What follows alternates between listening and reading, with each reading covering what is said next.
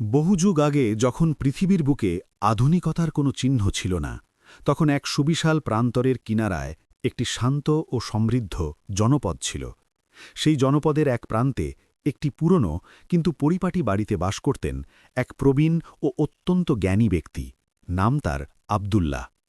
জীবনের সায়ান্নে এসে যখন তার দিন ফুরিয়ে আসছিল, তিনি একদিন তার 4 পুত্রকে নিজের শয্যার পাশে ডাকলেন। তার 4 পুত্র হাসিম, কাসিম, জাবির এবং সাদিক সকলেই ছিল নিজ নিজ গুণে গুণান্বিত এবং পিতার প্রতি অত্যন্ত অনুগত।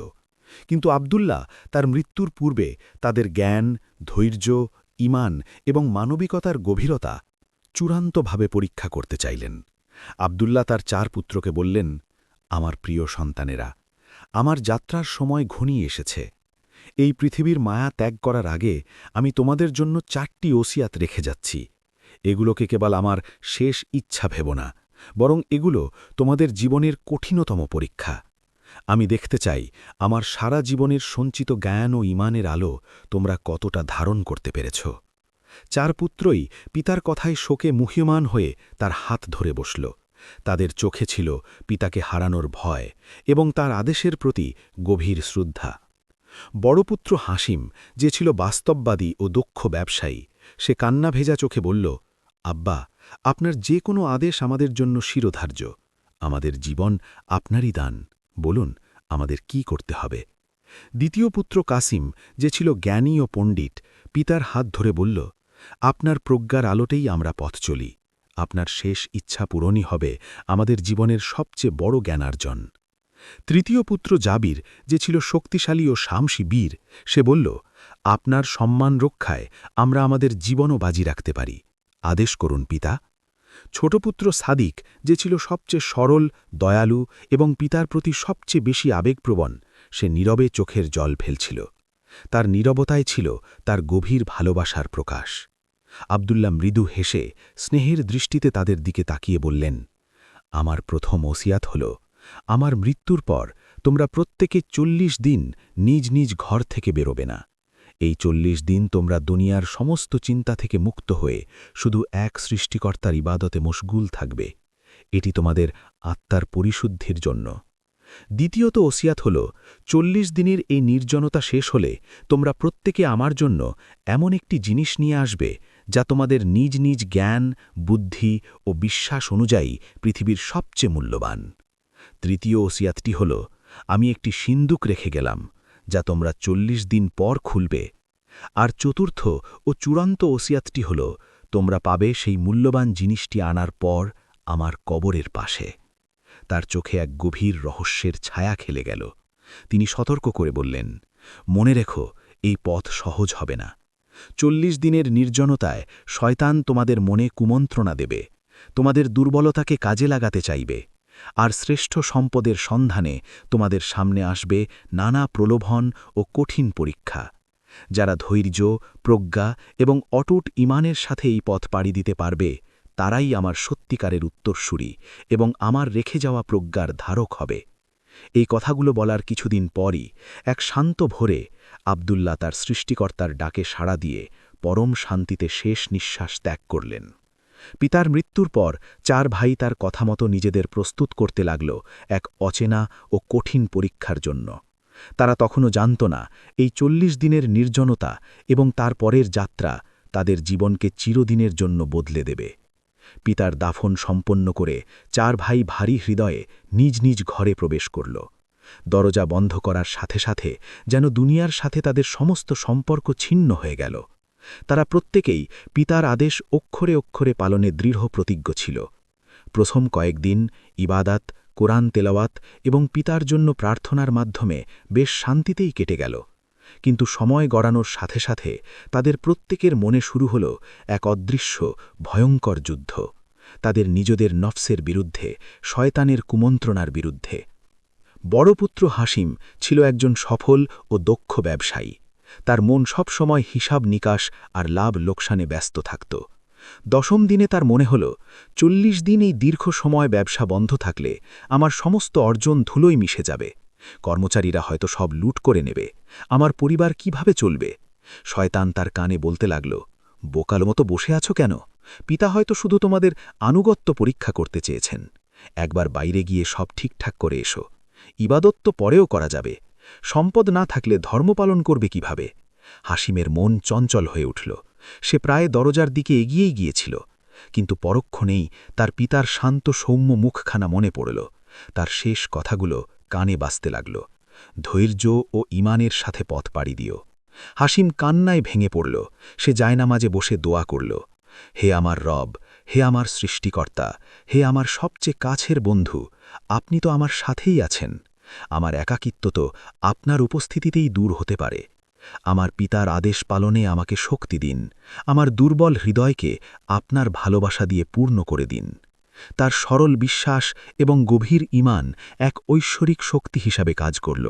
তার মন এক অপার্থিব শান্তিতে ভরে গেল। সে অনুভব করল, সৃষ্টিকর্তা তার সবচেয়ে কাছে আছেন। এভাবেই ৪০ দিন পূর্ণ হল। ৪ ভাই যখন নিজ নিজ ঘর থেকে বেরিয়ে এলো, তখন তারা আর আগের মানুষটি ছিল না। তাদের চেহারায় ছিল এক অপূর্ব নূর, চোখে ছিল প্রশান্তি, আর হৃদয়ে ছিল ঈমানের দৃঢ়তা। তারা বুঝতে পারল এই ৪০ দিনের নির্জনতা ছিল তাদের আত্মার পরিশুদ্ধি এবং নিজেদের নতুন করে আবিষ্কারের এক আধ্যাত্মিক সফর। ৪০ দিন পর ৪ ভাই একত্রিত হয়ে পিতার রেখে যাওয়া পুরনো কাঠের সিন্দুকটি খুলল। ভেতরে রেশমি কাপড়ে মোড়ানো একটি কাগজে লেখা ছিল, তৃতীয় ওসিয়ত। এবার তোমরা পৃথিবীর বুকে ছড়িয়ে পড়ো এবং আমার জন্য সেই জিনিসটি নিয়ে এসো যা তোমাদের দৃষ্টিতে সর্বশ্রেষ্ঠ এবং সবচেয়ে মূল্যবান। যার আনা জিনিসটি আমার রেখে যাওয়া আদর্শের সাথে সবচেয়ে মিলবে, সেই আমার রেখে যাওয়া সম্পদের বড় অংশের উত্তরাধিকারী হবে। এই কথা পড়ে ৪ ভাই গভীর চিন্তায় পড়ে গেল। পৃথিবীর সবচেয়ে মূল্যবান জিনিস কি হতে পারে? তাদের প্রত্যেকের চিন্তার জগৎ ছিল ভিন্ন, তাই তারা নিজ নিজ বিশ্বাস ও জ্ঞান অনুযায়ী ভিন্ন ভিন্ন পথে যাত্রা শুরু করল। বড় পুত্র হাসিম, যার কাছে পার্থিব সাফল্যই ছিল সবকিছু, সে ভাবল, সোনা, রূপা বা হীরা জহরতের চেয়ে মূল্যবান আর কি হতে পারে, যা দিয়ে সবকিছু কেনা যায়, সম্মান ও ক্ষমতা অর্জন করা যায়। সে তার ব্যবসার সমস্ত অভিজ্ঞতা কাজে লাগিয়ে দূর দূরান্তের সওদাগরদের সাথে যোগাযোগ করল। অবশেষে বহু দেশ ঘুরে তার সমস্ত সঞ্চয় দিয়ে সে পারস্যের এক রাজার কাছ থেকে একটি বিশাল সূর্যরশ্মির মতো উজ্জ্বল হীরা কিনে আনল। হীরাটি হাতে নিয়ে তার মনে হল, এর চেয়ে মূল্যবান আর কিছুই হতে পারে না।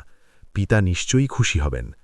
দ্বিতীয় পুত্র কাসিম, যার কাছে জ্ঞানই ছিল শ্রেষ্ঠ সম্পদ, সে ভাবল, পার্থিব সম্পদ তো ক্ষণস্থায়ী, কিন্তু জ্ঞান অমর।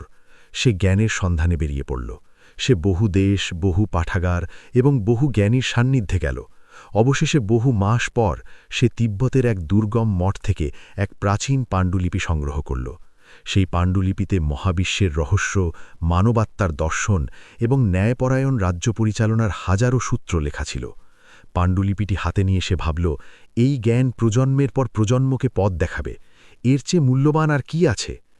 তৃতীয় পুত্র জাবির, যার কাছে শক্তি ও সম্মানই ছিল সবচেয়ে মূল্যবান, সে ভাবল, বীরত্ব ও ন্যায় বিচার প্রতিষ্ঠা করাই জীবনের সার্থকতা। সে এমন এক রাজ্যের দিকে যাত্রা করল, যেখানে এক অত্যাচারী শাসক প্রজাদের ওপর নির্মম নির্যাতন চালাত। জাবির তার সাহস ও রণকৌশল দিয়ে সেই রাজ্যের নির্যাতিত মানুষদের একত্রিত করল। এক ভয়ঙ্কর যুদ্ধে সে সেই অত্যাচারী শাসককে পরাজিত করে রাজ্যের শান্তি ও ন্যায় প্রতিষ্ঠা করল। কৃতজ্ঞ জনতা তাকে তাদের সবচেয়ে সম্মানিত এবং ঐতিহাসিক তরবারিটি উপহার দিল, যা ছিল তাদের স্বাধীনতা ও বীরত্বের প্রতীক। তরবারিটি হাতে নিয়ে জাবির ভাবল, এই তরবারি শুধু একটি অস্ত্র নয়, এটি হাজারো মানুষের মুক্তি, সম্মান ও ন্যায় বিচারের প্রতীক। এর চেয়ে মূল্যবান আর কিছু হতে পারে না। ছোট পুত্র সাদিক, যার হৃদয় ছিল সরল ও দয়ায় পরিপূর্ণ, সে কোনো নির্দিষ্ট লক্ষ্যের পেছনে ছুটল না। সে ভাবল, সবচেয়ে মূল্যবান জিনিস কি তা তো আমি জানি না, কিন্তু আমার সৃষ্টিকর্তা নিশ্চয়ই আমাকে পথ দেখাবেন। সে গ্রাম থেকে গ্রামান্তরে, শহর থেকে প্রান্তরে ঘুরতে লাগল।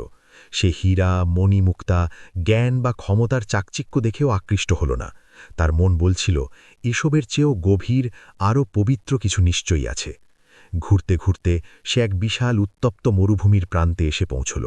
সেখানে সে দেখল এক বৃদ্ধ ব্যক্তি পিপাসায় কাতর হয়ে বালির ওপর পড়ে আছেন। তার ঠোঁট শুকিয়ে কাঠ হয়ে গেছে, চোখ কোটরে ঢুকে গেছে, তিনি মৃত্যুর প্রহর গুনছেন। সাদিকের কাছে তখন মাত্র এক মশক পানি ছিল, যা দিয়ে সে তার বাকি পথ পাড়ি দেওয়ার পরিকল্পনা করেছিল। এই মরুভূমিতে পানি জীবনের চেয়েও দামি। এক মুহূর্তের জন্য তার নিজের কথা মনে হল, কিন্তু পরক্ষণেই বৃদ্ধের করুণ মুখখানা দেখে তার হৃদয় গলে গেল। সে ভাবল, আমি হয়তো পরে পানি পেয়ে যাব, কিন্তু এই মানুষটি এখনই মারা যাবে। একটি প্রাণের চেয়ে আমার তৃষ্ণা বড় হতে পারে না। সে এক মুহূর্ত দ্বিধা না করে তার মশকের সমস্ত পানি দিয়ে বৃদ্ধের মুখে ঢেলে দিল, তার সেবা করল। বৃদ্ধটি পানি পান করে ধীরে ধীরে সুস্থ হয়ে উঠলেন। তিনি কান্না ভেজা চোখে সাদিকের মাথায় হাত রেখে প্রাণ ভরে দোয়া করলেন, হে যুবক, আল্লাহ তোমার মঙ্গল করুন। তুমি নিজের জীবনের ঝুঁকি নিয়ে আমার প্রাণ বাঁচিয়েছ। তোমার মতো মানুষের জন্যই এই পৃথিবীটা এখনও সুন্দর। সাদিকের আর কোনো পার্থিব সম্পদ রইল না। তার হাত ছিল খালি, কিন্তু তার মন ছিল এক অপার্থিব শান্তি ও তৃপ্তিতে পরিপূর্ণ, যা সে আগে কখনো অনুভব করেনি। সে ভাবল, আমার কাছে তো পিতাকে দেখানোর মতো কিছুই নেই। বিষণ্ণ মনে ফেরার পথে সে দেখল, পথের ধারে এক টুকরো শুকনো প্রাণহীন মাটি পড়ে আছে। কিন্তু যে জায়গাটিতে সে বৃদ্ধকে পানি পান করিয়েছিল, সেখানে ছলকে পড়া কয়েক ফোঁটা পানি আর বৃদ্ধের কৃতজ্ঞতার অশ্রু মিশে সেই শুকনো মাটিকে সিক্ত করেছে, আর সেই ভেজা মাটি থেকে অলৌকিকভাবে একটি সবুজ কচি চারা মাথা তুলেছে। সাদিক দৃশ্যটি দেখে অবাক হয়ে গেল। সে ভাবল, একটি প্রাণের বিনিময়ে আরেকটি প্রাণের জন্ম, এর চেয়ে সুন্দর আর কি হতে পারে। সে পরম মমতায় ওই মাটিসহ চারাগাছটি তুলে নিল। তার মনে হল, এটাই তার যাত্রার সবচেয়ে বড় প্রাপ্তি। নির্দিষ্ট দিনে 4 ভাই তাদের আনা জিনিস নিয়ে পিতার কবরের পাশে একত্রিত হল। তাদের প্রত্যেকের মনেই ছিল চাপা উত্তেজনা। কে হবে পিতার সত্যিকারের উত্তরাসুরি? হাসিম গর্বের সাথে তার বিশাল হীরাটি দেখিয়ে বলল, পিতা, দেখুন, আমি আপনার জন্য পৃথিবীর সবচেয়ে মূল্যবান রত্ন এনেছি। এর দ্যুতি আর মূল্য অতুলনীয়। কাশিম তার অমূল্য পাণ্ডুলিপিটি মেলে ধরে বলল, পিতা, আমি আপনার জন্য এনেছি জ্ঞানের ভাণ্ডার, যা দিয়ে অগণিত মানুষ আলোকিত হবে। এটাই শ্রেষ্ঠ সম্পদ। জাবির তার সম্মানিত তরবারিটি উঁচু করে ধরে বলল, পিতা, আমি আপনার জন্য এনেছি বীরত্ব, ন্যায় বিচার ও হাজারো মানুষের মুক্তির প্রতীক। এর চেয়ে বড় সম্মান আর কিছু হতে পারে না। সবশেষে সাদিক লজ্জিত ও সংকুচিত পায়ে এগিয়ে এল। তার হাতে ছিল কেবল এক টুকরো মাটি আর একটি দুর্বল কচি চারা গাছ। সে মাথা নিচু করে বলল, পিতা, আমি দুঃখিত। আমি আপনার জন্য কোনো দামি হিরে বা পাণ্ডুলিপি আনতে পারিনি। আমার আনা এই জিনিসটির কোনো পার্থিব মূল্য নেই। আমি কেবল এক তৃষ্ণার্থের জীবন বাঁচিয়েছি এবং তার প্রতিদান হিসেবে এই প্রাণের প্রতীকটি পেয়েছি। এটাই আমার একমাত্র অর্জন। বাকি 3 ভাই তার আনা জিনিস দেখে তাচ্ছিল্যের হাসি হাসল, কিন্তু ঠিক সেই মুহূর্তে চারপাশের বাতাস স্থির হয়ে গেল। আকাশ থেকে এক গম্ভীর স্নেহময় ঐশ্বরিক কণ্ঠস্বর ভেসে এল, যা ছিল হুবহু তাদের পিতা আবদুল্লার কণ্ঠের মতো। সে বলল, আমার প্রিয় সন্তানেরা, তোমরা সবাই নিজ নিজ বিশ্বাস ও প্রজ্ঞা অনুযায়ী আমার আদেশ পালনের চেষ্টা করেছ, কিন্তু আজ আমি তোমাদের আমার চতুর্থ ও চূড়ান্ত ওসিয়তটি বলব। আমার চতুর্থ ওসিয়ত হল, এই পৃথিবীর সবচেয়ে মূল্যবান জিনিস কোনো বস্তু বা সম্পদ নয়। পৃথিবীর সবচেয়ে মূল্যবান জিনিস হল অন্যের কল্যাণে করা একটি নিঃস্বার্থ ত্যাগ এবং এমন একটি সৎকর্ম যা একমাত্র সৃষ্টিকর্তার সন্তুষ্টির জন্য করা হয় এবং যা পৃথিবীতে নতুন প্রাণের সঞ্চার করে। কণ্ঠস্বরটি বলতে লাগল, হাসিম, তোমার হিরে মূল্যবান, কিন্তু তা কেবলই পাথরের টুকরো যা মানুষের মনে লোভ ও অহংকার তৈরি করে। এটি পার্থিব সম্পদ মাত্র।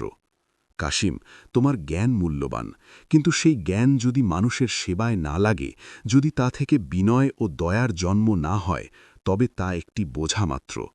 জাবির, তোমার বীরত্ব প্রশংসনীয়, কিন্তু ক্ষমতা ও সম্মান ক্ষণস্থায়ী। আজ যা আছে তা কাল হারিয়ে যেতে পারে। কিন্তু আমার ছোট পুত্র সাদিক, তুমি যা এনেছ তা বাহ্যিক দৃষ্টিতে মূল্যহীন হলেও তার পেছনের গল্পটি মহাবিশ্বের সবচেয়ে মূল্যবান।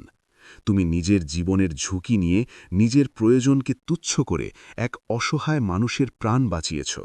তোমার এই কাজটি ফেরেশতাদেরও গর্বিত করেছে এবং সৃষ্টিকর্তার আরশ পর্যন্ত পৌঁছেছে। তোমার আনা এই চারাগাছটি কোনো সাধারণ চারাগাছ নয়, এটি হল ঈমান, দয়া, ত্যাগ এবং জীবনের প্রতীক।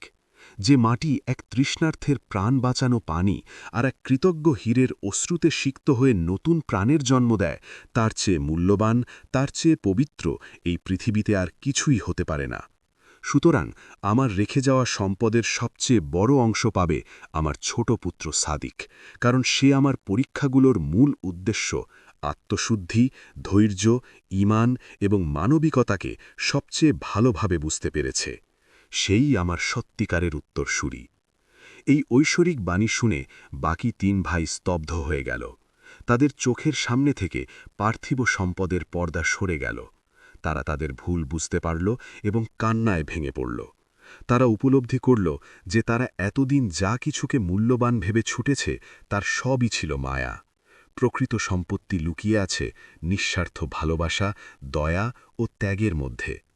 তারা দৌড়ে গিয়ে তাদের ছোট ভাই সাদিককে জড়িয়ে ধরল। তাদের চোখে আর কোনো তাচ্ছিল্য ছিল না, ছিল শুধু শ্রদ্ধা আর ভালোবাসা। তারা তাদের ছোট ভাইয়ের সারল্য ও গভীর ঈমানের কাছে নিজেদের পরাজয় স্বীকার করে নিল। সেদিন থেকে ৪ ভাই একসাথে মিলেমিশে পিতার রেখে যাওয়া সম্পদ মানুষের কল্যাণে, বিশেষ করে দরিদ্র ও অসহায়দের সেবায় ব্যয় করতে লাগল। সাদিকের নেতৃত্বে তারা জনপদে এমন এক ভালোবাসা ও সাম্যের সমাজ গড়ে তুলল যা পরবর্তী প্রজন্মের জন্য এক উজ্জ্বল দৃষ্টান্ত হয়ে রইল। তারা বুঝতে পারল তাদের পিতা তাদের জন্য কোনো ধনদৌলত রেখে যাননি, বরং রেখে গেছেন জীবনের এক অমূল্য দর্শন যা তাদের দুনিয়া ও আখেরাতের সফলতার পথ দেখিয়েছে। আসসালামু আলাইকুম। আমাদের ইসলামিক ভয়েস বাংলা চ্যানেলের ভিডিওগুলো যদি আপনার ভালো লাগে তবে অবশ্যই ভিডিওটিকে লাইক, কমেন্ট এবং শেয়ার করবেন। আর নতুন নতুন ইসলামিক গল্প, দাওয়া, নবীদের জীবনী ও শিক্ষামূলক ভিডিও পেতে আমাদের চ্যানেলটিকে সাবস্ক্রাইব করতে ভুলবেন না। আল্লাহ আমাদের সবাইকে হেদায়েত দান করুন এবং দুনিয়া ও আখেরাতের সফলতা দান করুন। আমিন।